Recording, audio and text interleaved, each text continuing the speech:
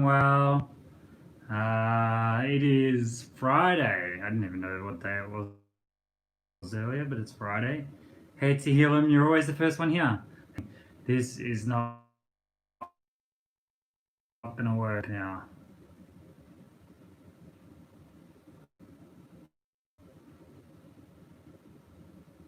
Are you guys there? Far out.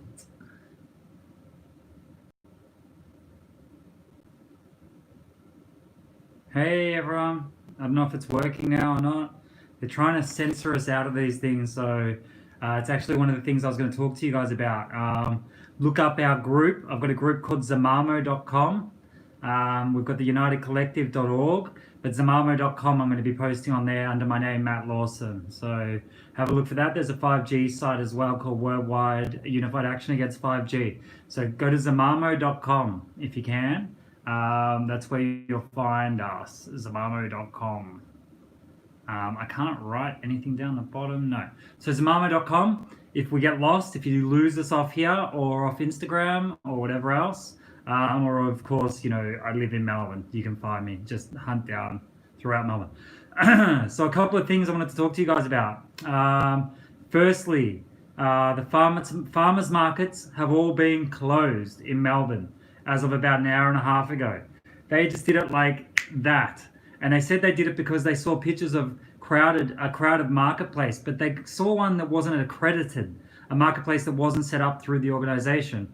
And then they've gone and closed down all markets. And they've said that it's because people aren't social distancing. It's actually ridiculous. These are outdoor markets where people have so much space in the corridors, and yet they've got Woolworths and Coles open. So they're just taking away the livelihoods of these grocers, again, taking away small business. So the big ones, the chains, are taking over everything. It's an absolute load of shit, and it's part of the New World Order as well, and what's happening there. So these guys had all had their fruit and veg ready, and they'd all bought it ready for tomorrow, and then they got told, that's it, it's done. So this is bad. This is bad what they're doing here. It's not right. And I would almost say to these people from the farmers markets just to go down there. Don't allow it to be a ban. Just turn up. Just turn up and start selling your goods. They just open up.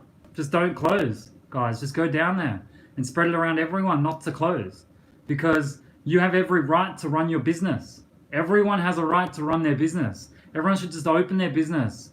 Open it. Just walk in there tomorrow like it's a normal day, get your employees to come in, social distance, and have your fucking business open. Don't allow this to happen anymore, guys, because as you get this stuff stripped away, you won't get it back.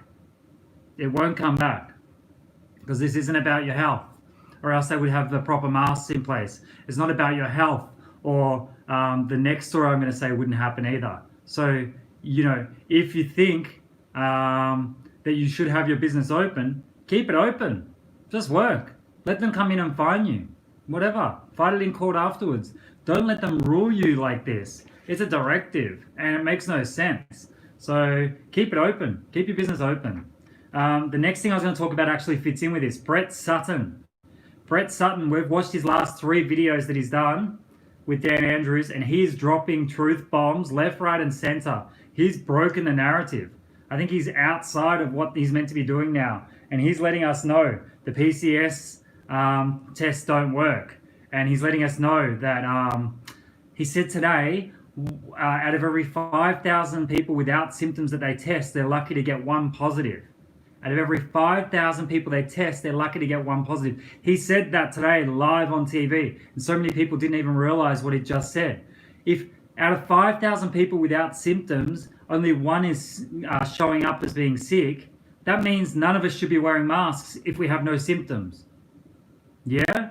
Does that make sense? And he said the other day, there's false positives everywhere. There's nearly as many false positives as there are positives. He said that live. And people aren't listening. People aren't listening because they're so stuck in the narrative. He's dropping these bombs.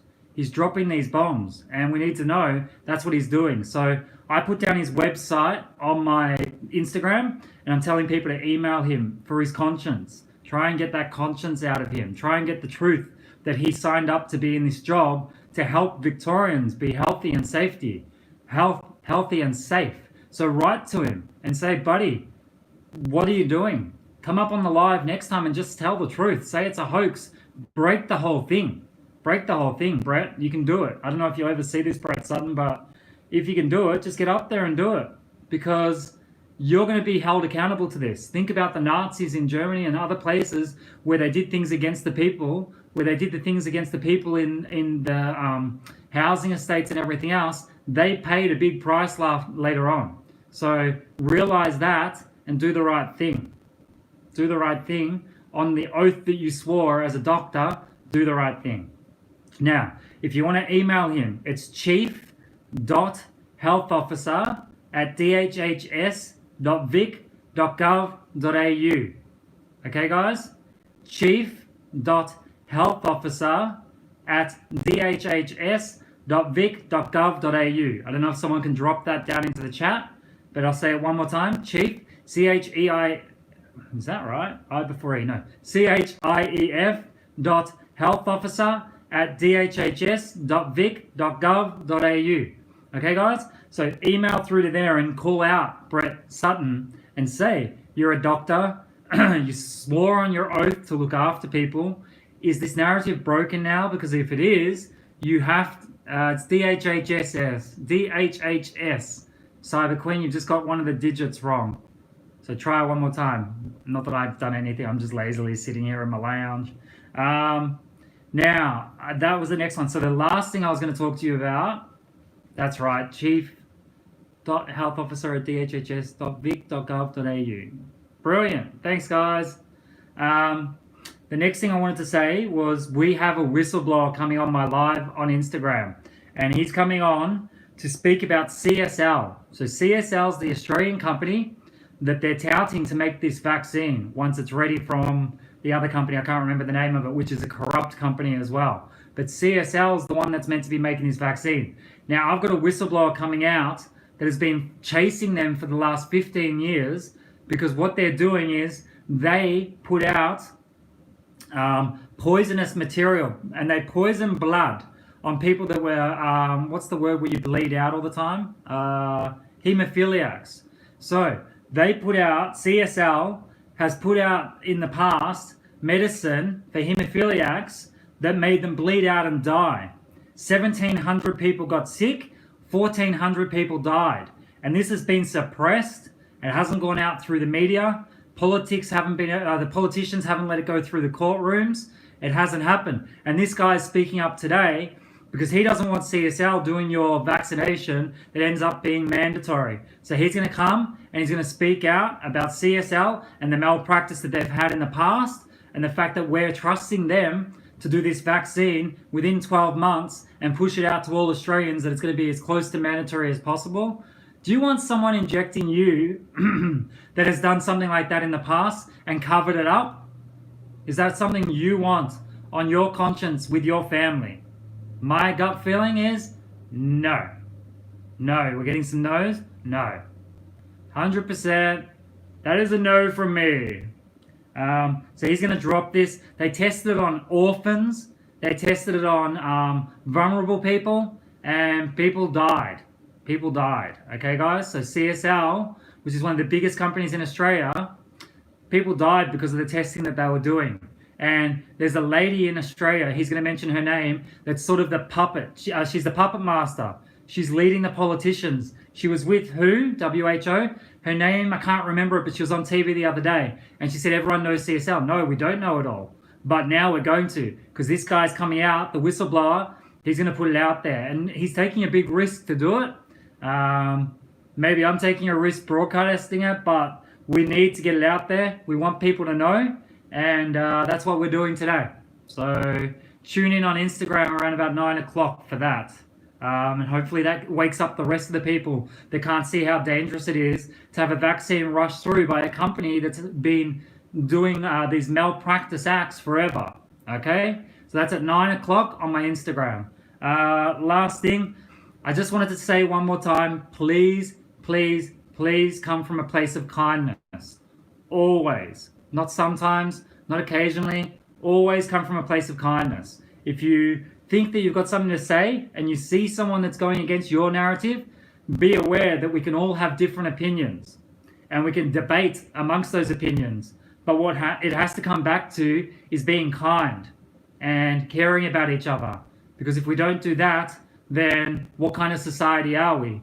And we want to be, when we move forwards, we want to come out of this global reset. We want to come out of this breaking down and come out a better society. We don't want, people keep on saying, I want things to go back to normal. We don't want it to go back to what the normal was. That was abnormal. We don't want people on their phones. We don't want people separated from their kids, looking down while their kids play. We want people together, believing in each other, lifting each other up, hugging, smiling, laughing, play like you did as you're a kid, and we can make it a better world. And 2020 can be the best year of your life rather than the worst, because this is the Great Awakening. And I was speaking to a guy the other day, and he was a real hippie, had a giant beard, and he was sitting there with his long fingernails and toenails, and he was like sitting there, and he was sort of like meditating, and I was talking on a live with him, and he was like smoking a peace pipe, and I said some of my things that I say, and he prophetically just said, only kindness matters. And I was like, wow, yeah, no, you're right, that's all that matters. And then we were talking a bit more, and he sits there and he listens and listens and listens, and then he said, the people that are empathetic help make this world a better place, because they take in all those emotions. And he sort of talked about, if you picture a person in darkness is a black figure, and a person in light is like a white empty figure. And when they come together, the person who's an empath that's in the white takes all the darkness away from the other person. And then that person goes off bounding and leaping and off into the sunset. And the dark person walks away with all that energy that they've taken, feeling like down and whatever else. And what we need to realize is that person then has to go and do their grounding and let go. And there's so many empaths out there. And what happens is with these people, a lot of the time people take advantage of them. They step on top of them. They think that they can do things in their own way with arrogance and ego. We need to be gentle. We need to allow these people to be the way they are and understand that they're going to do that. And we can still move forwards and be shining beacons of light to help everyone else. So I don't know. I think that, this is a huge moment for us, because we have so much energy bounding around us right now. And even though we're separated at the moment, we don't want this to be, it's social conditioning that they're doing with this social distancing and everything else. But we can outdo that. We can beat it by every time we walk past someone, smile at them or not. Can you see me? I don't know if it's lost again. Hello?